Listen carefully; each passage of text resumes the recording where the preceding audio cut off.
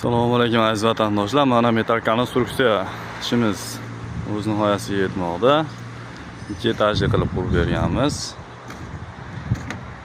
Tepasi bilyard kompyuterni xona bo'ladigan bo'lgan.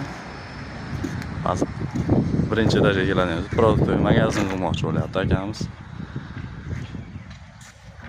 Pollari bilan qo'yib berganmiz.